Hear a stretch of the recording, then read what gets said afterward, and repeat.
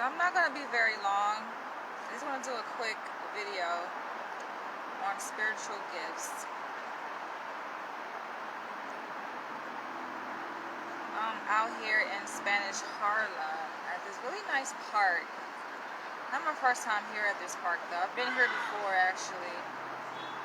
I lived here briefly last year before I moved to Upper East Side.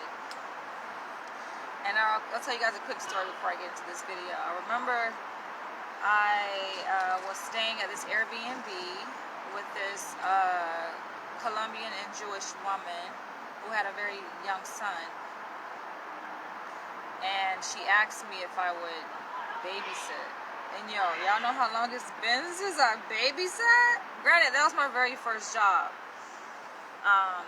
Babysitting. Or one of my very first. I used to also braid hair too, like very, very young age. I was an auntie. I was very young as an auntie. I was an auntie like at probably kindergarten, probably before kindergarten, before school. But she asked me to babysit her son. I remember I was taking him to this park, and there were other children here also playing at the park. And I love children. I don't have any kids yet. But actually, I love children, and there were some rambunctious children. And there's a bee that wants to be a part of my video. Get away, I don't want you in my video. But there were a group of like very active children playing nearby in the same park where I'm at now. And I felt like it was my duty to give them something to do. So I created like this game, right? Because granted, there are like benches here, and I'm sitting at one of the benches here, table. And there was another bench like over there in the play area, and I created this game for them to kind of get them involved and interacted.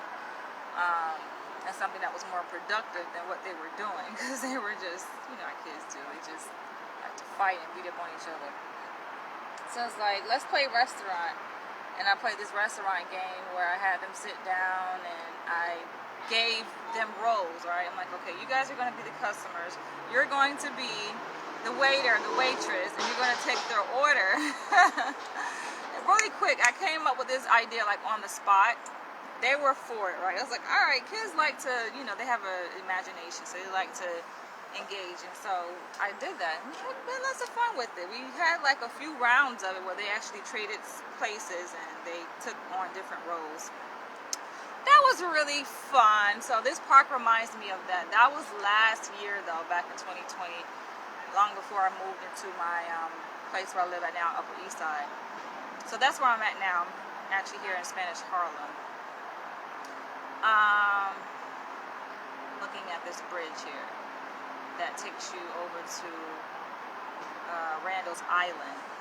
So I want to talk to you guys about spiritual gifts.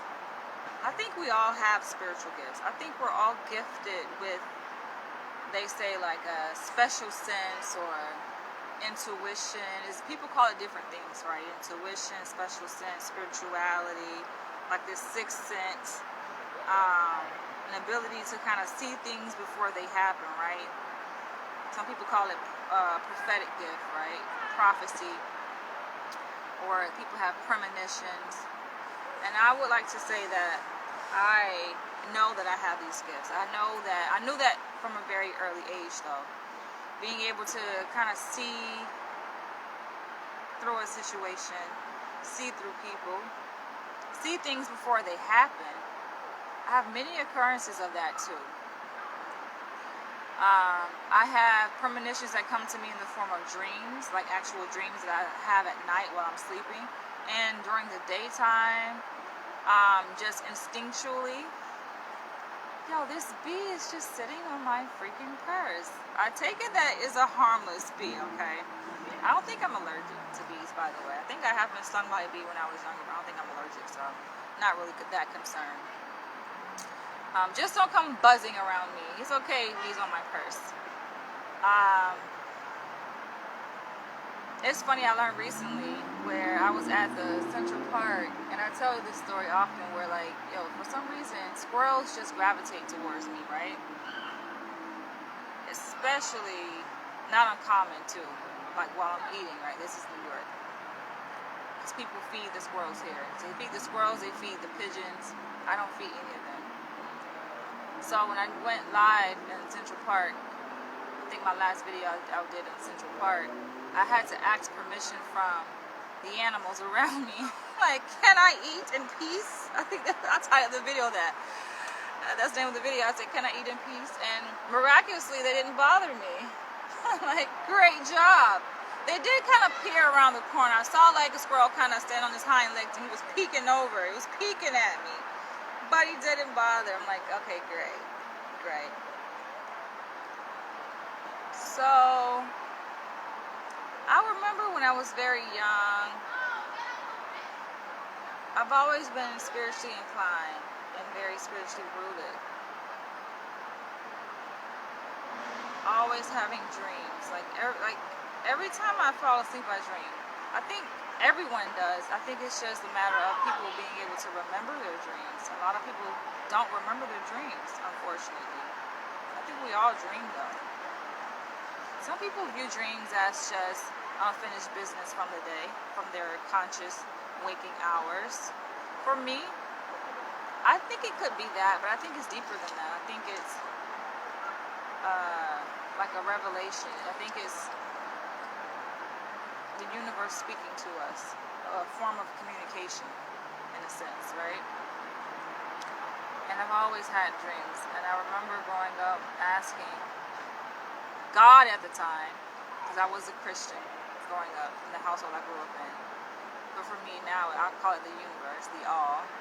I asked God to give me the ability to be able to see spirits, to be able to see demons. I wanted to be able to see demons in people, and not just in people, because I think demons you can see like demons just in the atmosphere, right? It's like in the spirit realm, right? We see things in the physical, which everyone can see, right? Right? But then there are different realms of our reality that we're not able to see. But just because we're not able to see it doesn't mean that it doesn't exist, right? So let's be clear. So I was asking God at the time, when I was very, very young, to give me the ability to be able to see things that aren't there. To these things being beings, right? Being spiritual beings, whether they're angels or demons. I just wanted that ability. And I know they say, oh, you got to be careful what you ask for because you just might get it. But I don't care. For me, I've always been like that person that was kind of different in my own zone. Like, you know, I had my own room growing up, and I would just be to myself. My sister, who was closest to me in age, would just be like, girl, you weird. You weird. She knows that I'm weird. Different weird in a sense, right? And then it happened where I actually was able to see spirits, but I think I had to reach a certain level of developmental maturity to be able to do so. And I recall, like, even being in college, being able to see spirits, like, in my room. It wouldn't be like an everyday occurrence, though, right?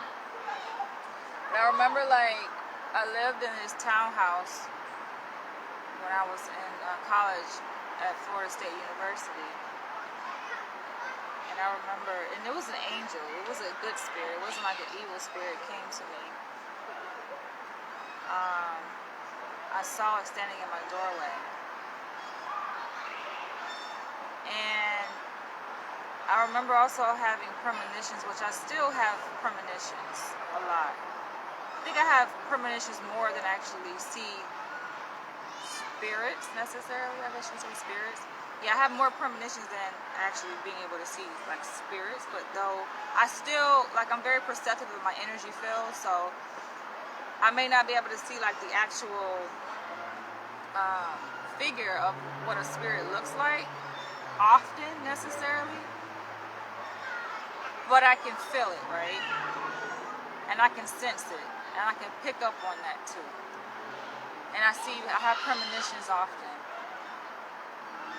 Recently, on my birthday, actually before my birthday, shall I say, yo, today is Saturday, right? I'm like, where all these fucking kids come from, yo? Well, this is the playground. So, but they just came out of nowhere. Like, when I first stepped in this park, it wasn't no kids here. All of a sudden, kids. So, my birthday is September 28th, but I remember, like, days before my birthday, I had this premonition that came to me, and I believe it was in the waking hours. I wasn't asleep. It was in my waking hours, where I got this deep conviction, this deep kind of revelation that I will be getting a phone call on my birthday relating to news that I was going to receive about my father. And do you know, my birthday, I got news about my father. And when I got the news, it was like I wasn't alarmed. Right, my father is 80 years old, right? He's still alive.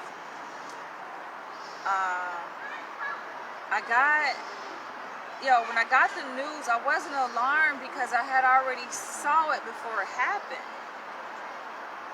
So I was at peace. I wasn't like in shock, or like what the news didn't affect me as it would have affected someone who, let's say, you were unaware of it, right?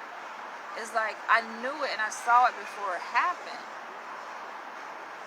So when I received the news via telephone call on my birthday, September 28th, this year, I was just listening. I was being receptive to what was being told to me. But it's like, I've been here before. I know that we often have these experiences, they call it deja vu, where you are living life and out of nowhere, you're like, damn, I've been here before. You're like, I've fucking been here before. I've seen this before. I lived this before, right? Like, don't undermine those experiences, because I think that that's very telling. I've had deja vu today, literally. I'm just like, damn, I've been here before. And it was yesterday, so I'm like, yo. And so I think the way I interpret those experiences is that you know that you're on the right path. You know that things are in alignment because you've already been down that path before. You see it before it happens. It's almost as if like you can jump timelines, they say. So we live in this realm, right, of time that we're in now. But if you can see things before they happen, you experience things before they happen, right? It's almost like you've been in that timeline before. You jump timelines. You've been there before. Then you come back to this timeline. You live in this realm. But then you go to another realm, right? And sometimes people can jump timelines like over 10, 15, 20 years. And so I've had dreams like as a child that were really premonitions of things that I'm living today. And it's not dreams necessarily in the waking hour, though. Yes, those are still factual and true too, and have meaning too, that you see things in your waking hours and then you live it. But I'm saying like, yo, don't go. I don't fuck with y'all, okay? Yeah, I'm talking to the goddamn squirrel behind me, yo. Coming too close. But I've had like dreams as a child while I'm asleep. I'm fully asleep, and I experience these things, and then boom, like years later, it happens. It's just like, how can that be? And then when you're going through it, just like, I saw this, I've been here before. That happened to me another time when I was in school at Florida State University. I wouldn't say this was a premonition, but this was more like it was a special gift. What do you call it? When you can like see through people and you can know a person's history without them telling you what their history is, right? But you sense something about them. So, while I was a student at Florida State University, I believe I was a junior. And I had signed up for this mentorship program that was led by this man, white man. And it was not only me, it was other students a part of this same program, right? We're like upperclassmen. We signed up for this mentorship program so we can mentor underclassmen and do different activities and things like that. And so one of our meetings was held at the director's house. He had invited us to his house. I wasn't alone. I was there with a few other students. He lived in this like really nice home, right? It was a 2-story home, beautiful and everything. He offered us food, a sandwich or something. I remember, I think it was like tuna or something he offered us. I don't remember if I ate it. I don't think I did though, but I remember it was offered. It was offered to us. And I wasn't alone. I wasn't there by myself, right? There was another guy, another student who I ended up becoming good friends with, an Indian guy. He was there. I think it was a female there too. But it was something about this guy. And yo, when I say I'm fucking very perceptive, yo, I read people. It's the reason why I chose psychology, or psychology chose me. But yo, I read energy, yo. I read people very well.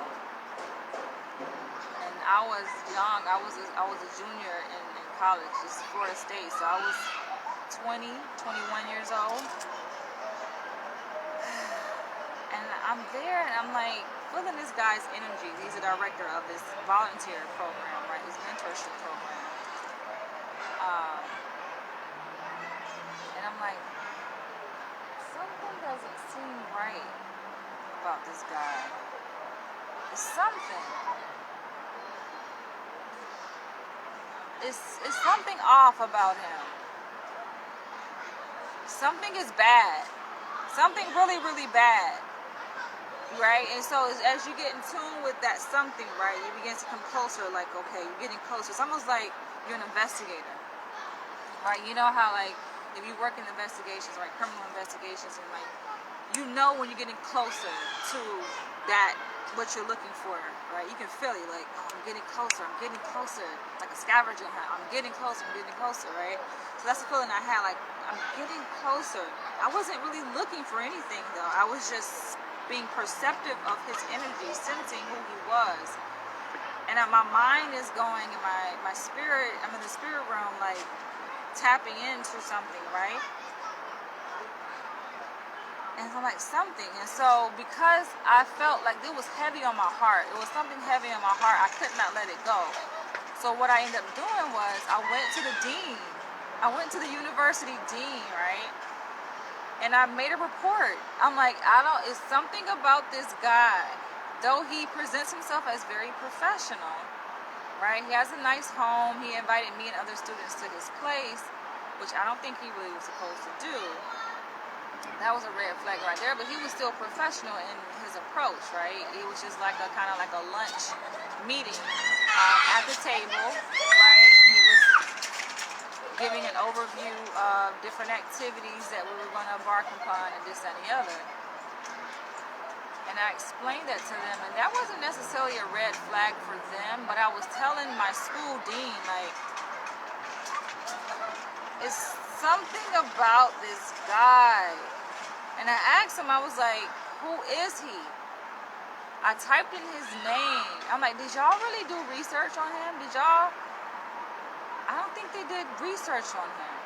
Like a criminal background investigation, because you're working with, we're college students, but we're children, right?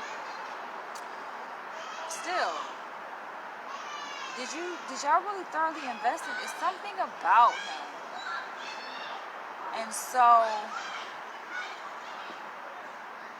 I made a report with the dean. I filed a report with the police show.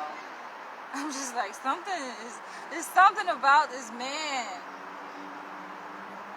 And yo, they end up, because students can do that, they have like student safety, departments on every college campus. If you feel something is off, if you feel something kind of suspicious, like you feel uncomfortable, like you have the right to go to higher up authority and let them know, like something I don't feel right. You can make a report, and then they choose what they want to do with their report. And so the dean at my school and the school police department, they took that information I gave them because I was just going off like my spirit. It's a gift that I have. And they ran his background. And do you know they found out that his ass was a sex offender? Now, it's not to cast judgment, right? Because we know there are different classifications of sex offenders, right? You can be fucking out in public, right? And let's say you have some alcohol and you really gotta relieve yourself and you don't have access to a public restroom, so a man pulls his penis out and he relieves himself. That can be considered indecent exposure, and that can fall under the classification of sex offender. There's different classifications of sex offender, right? But he had an extensive history of sex offenses. You say, how can I know if I have a spiritual gift? Okay, so you just came on video, but I was talking about the different types of spiritual gifts that we all have. I think we all have this. I think we're all spiritual beings. Right? I don't think one person is more special than the next person. I think we all have these special spiritual abilities. I think it's just a matter of tapping into them. And for me, I ask God to give me the ability to be able to see spirits, to be able to see demons. And alongside that, I have premonitions, I have dreams. And not taking it lightly, right? Like when things happen, when you have these kind of experiences, these things that happen within your reality, not to take it as, oh, it's just regular, or it's just this. No, like you have it. I think it's just a matter of being connected to, like tapping into source. I'm very much connected to source. When I talk about alignment with the universe, alignment with nature, people call it God, whatever you want to call it. People call it different things, but just being balanced, having this sense of equilibrium with nature, the universe, the all, God, thyself, right? I spend a lot of time by myself. And sometimes people look at those people as, oh, you're antisocial or you don't have social skills. It's like, no, those people are, oftentimes people who spend a lot of time by themselves are very socially astute. They are so much socially astute to the point where they feel it's in their best interest to be by themselves because you see things in the environment that you know aren't in your best interest, right? But I can interact with anybody. I can run with all different kinds of crowds. I just choose to be by myself, and in being by myself, I gain a better sense of who I am, and through that, you gain a better sense of other people. You really have to study yourself and just be in, like, have a sense of peace and quietness. Like, people are afraid of being alone and resting in this quiet space. But I've always treasured that. I value that.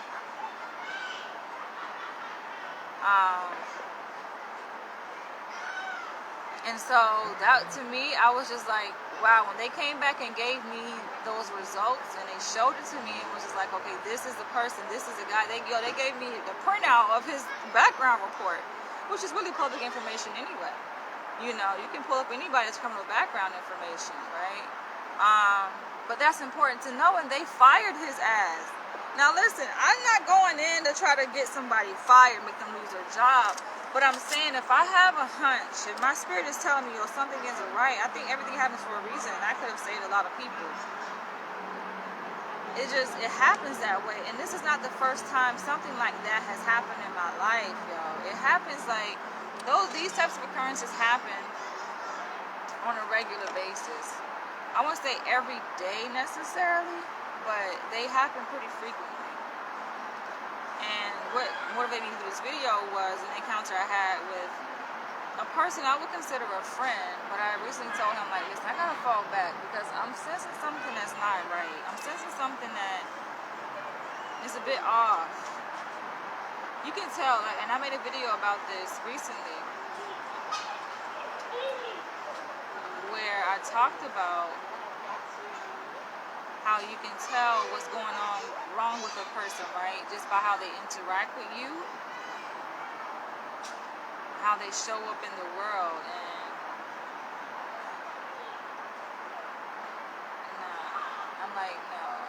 it's something is off about the way he's interacting with me.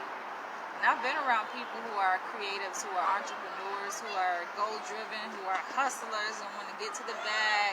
I've been around that, but I'm like, I can tell when a person is being handled by someone. I can tell when you are under MK Ultra programming, when you have a handler essentially, right? And I had to just let him know, I'm like, I don't feel safe. I don't feel comfortable like being your friend. I feel like you're a good person, but I can tell that you have a handler.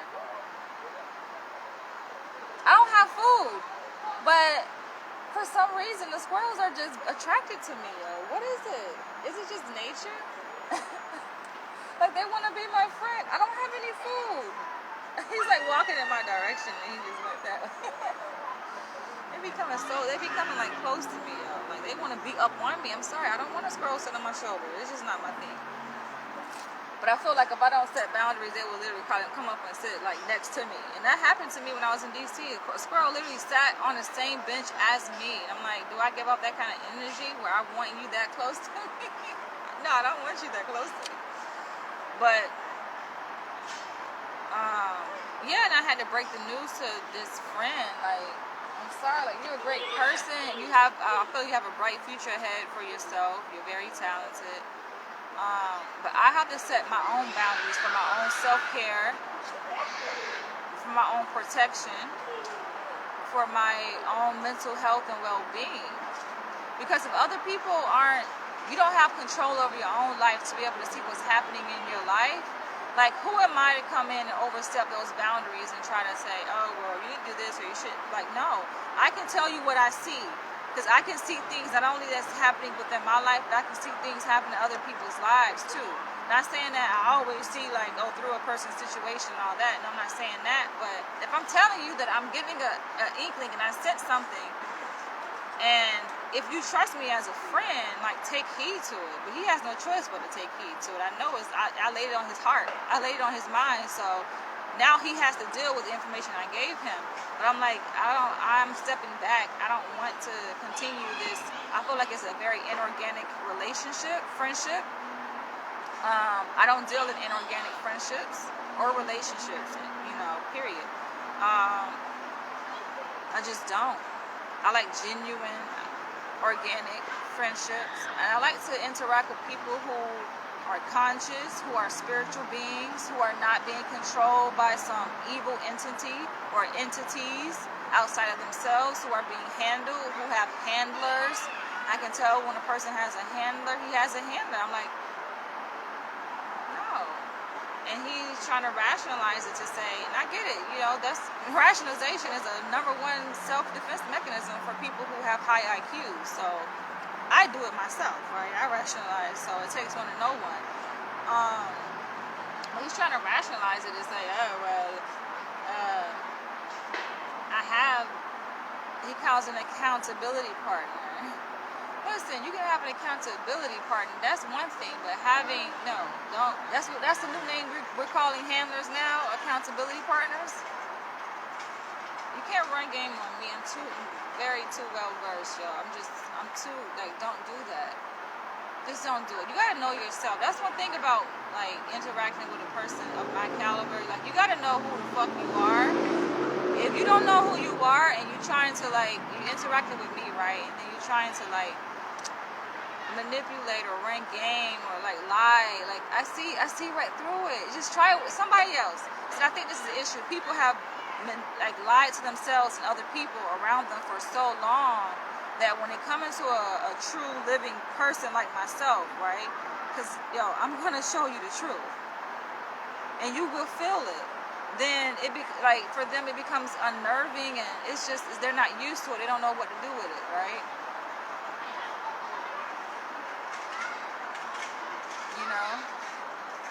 People are used to spitting out lies to their friends and family members, and, I feel like if you come across a person like myself, I'm only giving you what I would want for someone to do for me. I want someone to be to me. You know what I'm saying? That truth, that light, that gentle reminder. You know what I'm saying? That gentle source of truth, voice of reasoning. Because I get it, we all in the matrix, and especially living in America, you can easily get caught up and sucked up into this fucking matrix of hustling, grinding, and chasing a bag. You know, working, you're grinding, trying to get the money, and you lose sight of yourself and the true meaning of life. And he goes to try to rationalize it by saying, oh, well, I've lived that life as a nomad, essentially not chasing the bag, but just living based on your talent and giving back to the world and community. It's not about living in one extreme or the other. Life is really about balance. Life is really about balance. It's not about living in one extreme of being a complete nomad, isolating yourself from society and going against, you know, this system of capitalism. That's just equally as bad as, you know, chasing a bag and working 20 hours a day. You know, isolating yourself and only involving yourself in interactions when you feel like it's financially profitable to your goal that you're working towards, right?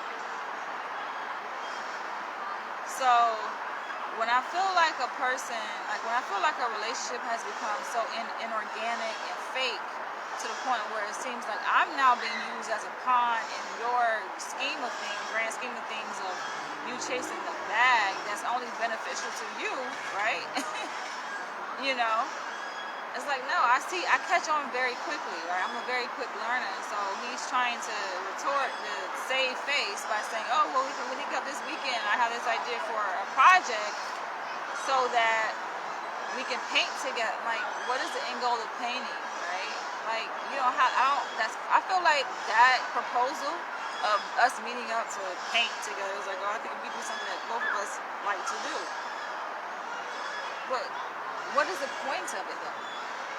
Just to say, oh, you're making time to spend with me is not organic when the rest of the days you're busy and want to limit phone conversations. The phone conversation is very fake. I like organic conversations, right? Not to say that one should not be mindful of time, but it just makes me wonder, what is a person really doing with their time during the day? If you're a freelance artist, your time is your time. That's one prime way that I knew that he had a handler, because his time is not managed by him. His time is not his own, right? Clear as day. Just be honest with yourself, you know. So now he has to go in his space, in his mind, if he can find a level of truth, because people live a lie and tell themselves lies all the time. If he can find a space within himself to be honest, now he has to go and integrate the information or the revelation that I just gave him to the lie he's been telling himself and try to make sense of it. But even when he does that, and let's say he accepts what I've revealed to him, right? Like I told him I'm still done. I'm falling back. No, I'm not interested. And this is just a friend, by the way. But I'm like, no. There's a reason why I say to myself, and that reason has been confirmed when I took a visit to Florida. I'm like, damn, what's the fucking reason? Sometimes I take a step and I evaluate myself, my life situation. I say, well, damn, Danielle, like, damn, you really do say to yourself, granted, it's nothing for me to interact with people. I can do that. But, you know, I had to ask myself, like, damn, am I wrong for being by myself a lot? But then I'm like, damn, I see why. Sometimes you have to, like, you challenge yourself and then you get to see, like, oh, this is the reason why. So I'm right in what I'm doing. I see now. I see why. And I'm very content. This is nothing new, though. I'm very content because I was this way. We're talking about 4 or 5, 6, 7-year-old girl this way. You're learning a lot. So tell me what resonates with you. I'm curious. We can build a conversation on this. This is what I like to do. I like to have intellectually stimulating conversations. So tell me what resonates with you in what I said.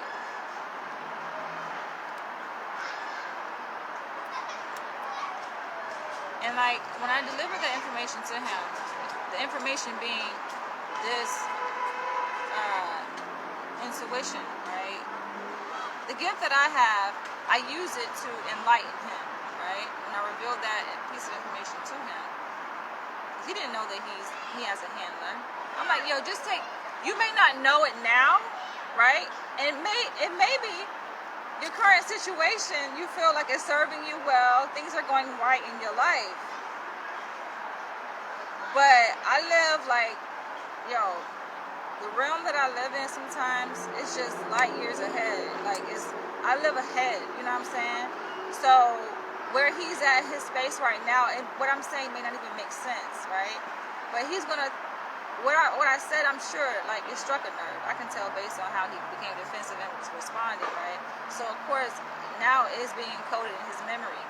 His memory not just being his mind up here, but your memory is in your DNA, which exists throughout your entire body, right? So, a memory has been implanted throughout his body. He will remember my words, that exchange that we had today, and is going to be purposeful in his upcoming days. I guarantee you that it's going to be purposeful because, like I said, when I know I have a gift of prophecy, being able to see things before they happen. So it may not make sense right now, but like I said, because in his mind he felt like, oh, my life is going well. Like I have certain people in my life and they're my accountability partners. No, those are your handlers and they're controlling your life. And the one thing about a handler, they are good at manipulation, so it may seem as though they're good people and they have your best interests at heart, but at the same time, they have something else. They have a different agenda, yo. And seeing that he does have weaknesses, we all have weaknesses, right? Seeing that he does have vulnerabilities, people play upon those vulnerabilities, and he can easily become a target and a victim. I can see that. I see it. Like, I don't know if he sees that. But me being a caring person and being his so-called friend, like I see that, right? And because I see how his behavior, his situation is manifesting itself and it relating to me. So I'm just spitting back to him what I observed. Now it's up for him to take what he wants to do with it, which I hope I hope it lands properly and he remembers that and guard yourself. Not to say you always gotta have your guard up and be walking around in a goddamn steel suit all the time. No. But just be careful, yo. I'm saying this obviously because I care, and he has a lot at stake. He's a very talented person. He has so much potential, bursting with a lot of potential. People see that, they will take advantage of that. You get what I'm saying? And I know I've been around many different levels of people. My eyes have been open when it comes to these different realms of reality that exists out here. A lot of us are only living in this one dimension kind of world where we see things at kind of face value, but it's so much happening. Even with the coronavirus and the vaccine they got going on, like all of that shit is strategically planned. Like that's what they call it, the pandemic. The whole thing about the entertainment industry, like people gotta be careful, man. It just don't happen to big time mainstream celebrities. But some people they feel like they struggle for so long, they want to be victimized. They're willing to sacrifice everything. Their soul, their freedom, their mind, every fucking thing they're willing to sacrifice just to get some coins, right? Because he even mentioned, oh, well, I've lived the whole nomad life, but I saw that I wasn't really building any wealth or financial stability in that respect, so I tried that approach. You gotta search deep within yourself to ask yourself what really is wealth, what is success.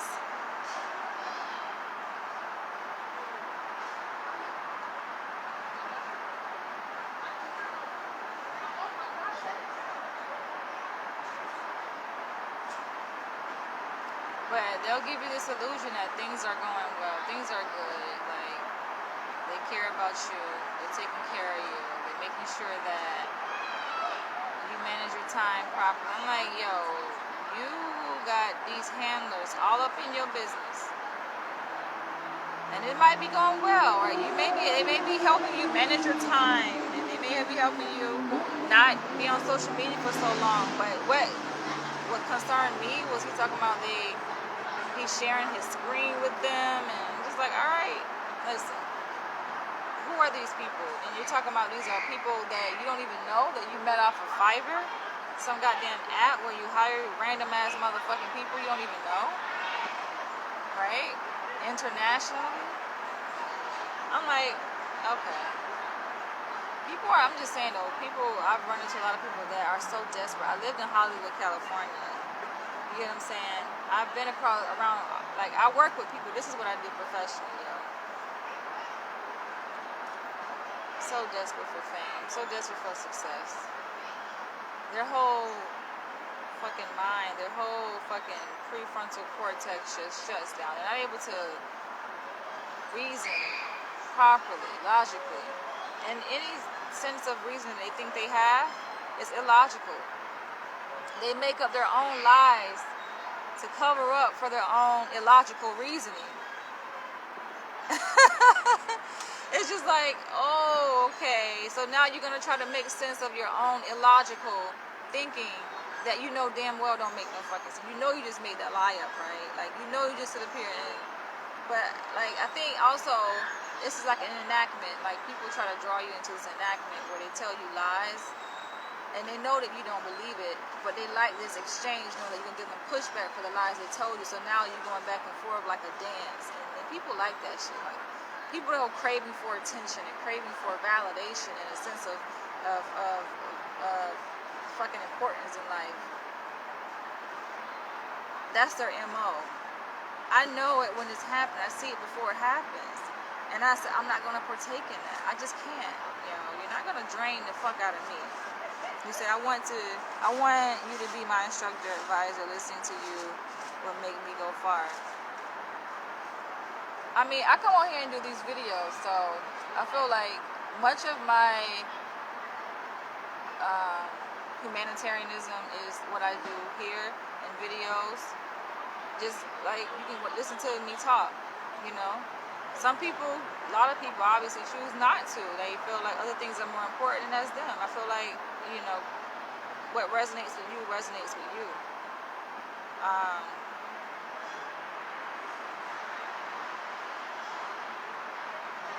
I genuinely do care about people, and you know, it should go without saying that people, we just gotta be careful. That's why I told him, listen, take this as a fair warning. You may not see anything happening bad necessarily in your life now, but if a person, because listen, we're all divinely connected, right? So if a person is coming, even when y'all come on my post, right, it may rub me a certain kind of way when y'all say certain things. I'm just like, who the fuck this motherfucker think they is to be saying this to me? But another part of my mind is like, maybe what they said is important, right? And it means something. It's going to mean something in my life at some point down the road, right? So you take it and you put it in your pocket, figuratively speaking, you know? And so that's important, I think, that people just take things as fair warning, because oftentimes you get so caught up in the rat race of success, you don't think clearly, right? You're not able to see things like, yo, warning signs be blaring at your ass. Looks like this be blaring. It's like, you know, I may be the first person to give him a warning. Maybe I wasn't the first person. Maybe I'm not. Maybe someone else told him something similar, right? Somebody else may come. It's like the universe will send you signs, and then, listen, like the story about that boat.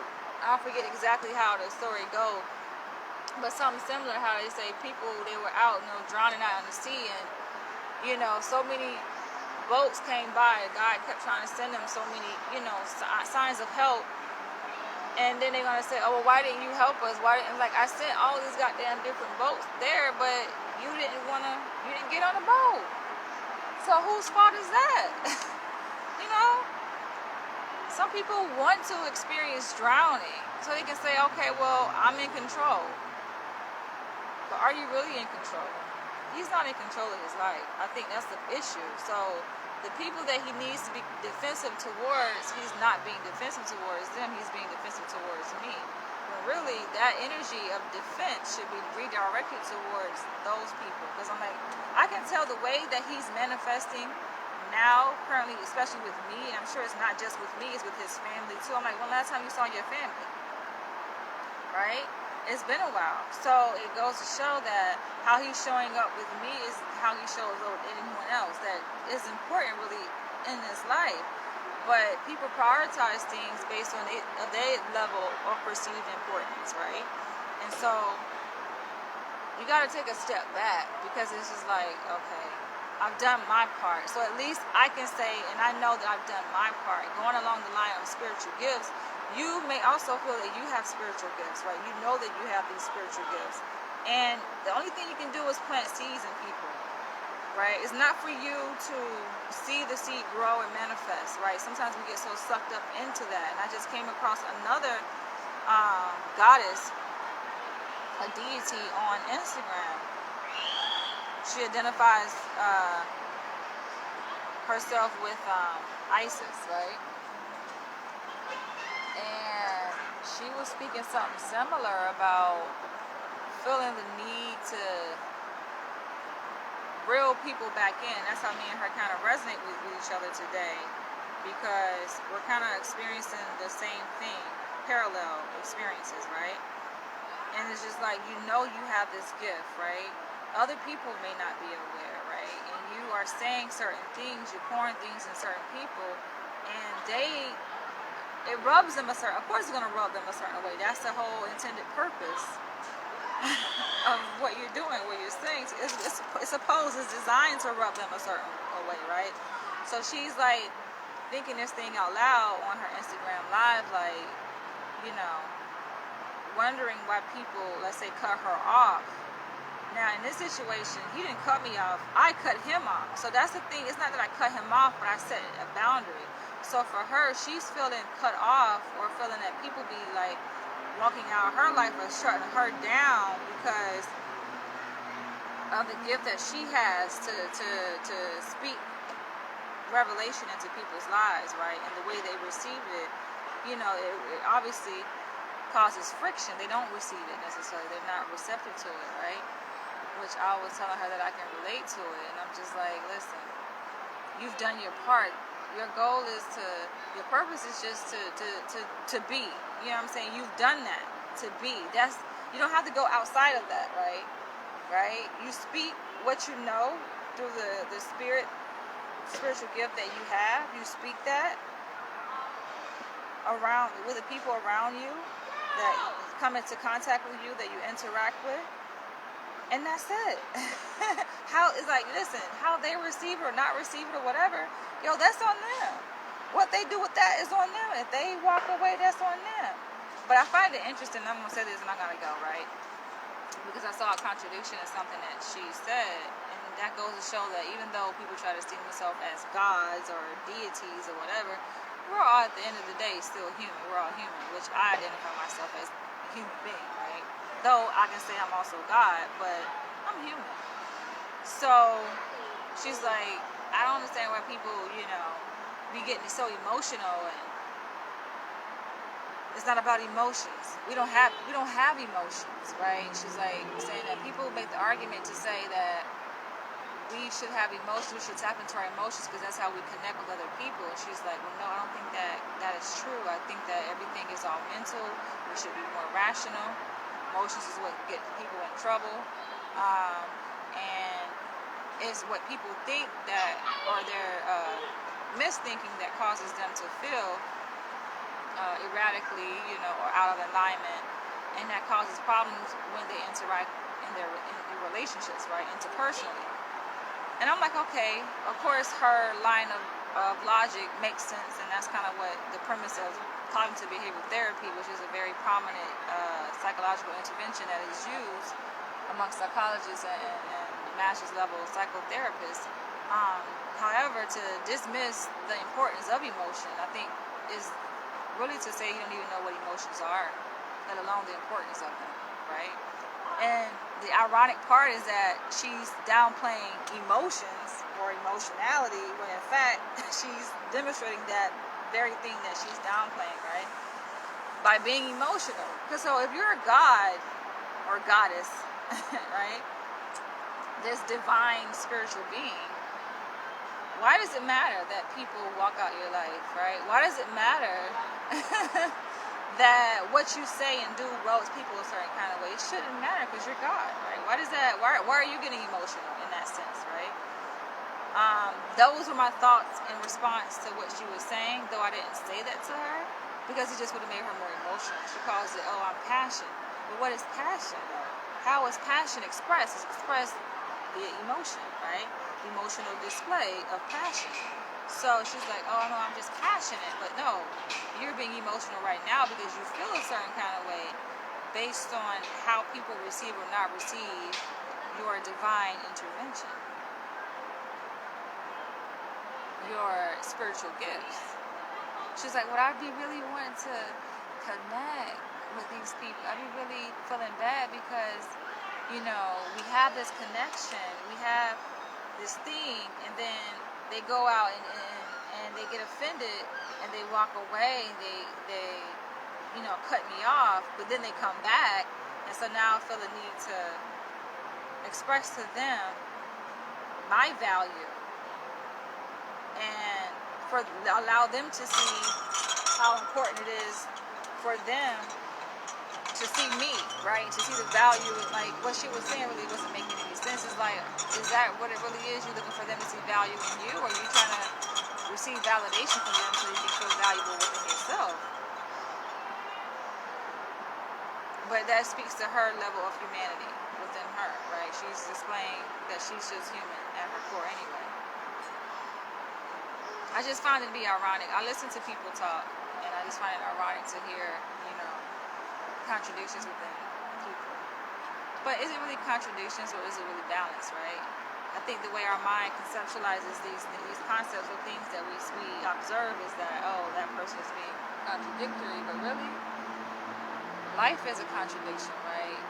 It's the yin and the yang, it's the balance, it's good and evil, you know? It's seeing things expressed one way, but also seeing them expressed another way on the same token, you know? So life is amazing in that way. And on that note, I'm going to end this video because, listen, I have other things that I want to do today.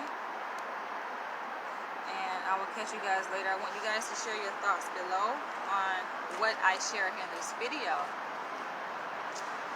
It's fascinating. It is. Life is fascinating.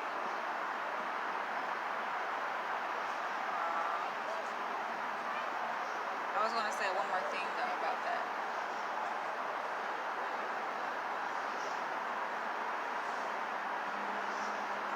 Maybe it's not meant to be said.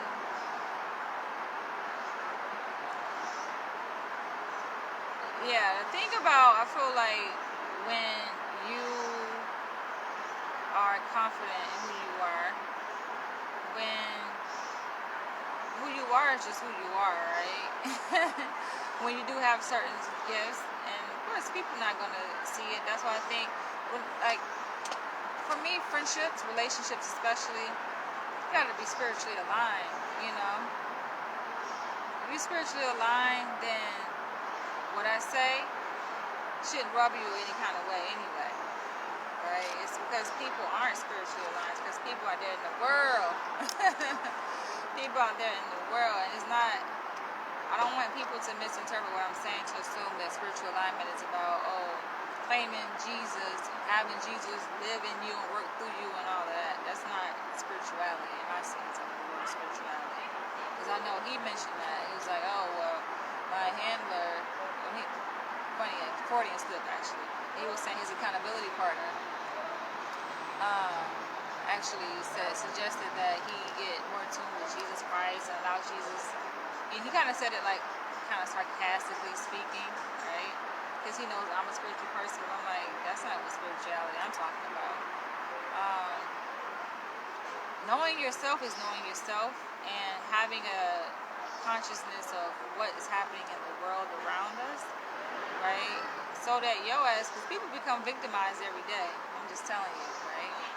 I'm trying to look out for his best interest, but not only that, for myself first. I look out for my best interest first. Like, I protect myself first, right? You gotta know thyself, protect thyself first, and then you go out there and you know, share that with other people. So for me, setting those boundaries, it was more so for me. You know, I've done my part, but that's kind of what inspired this video. And on that note, I'm going to end here. I'll catch you guys in the next one. Feel free to leave your comments below. Love you guys. Bye.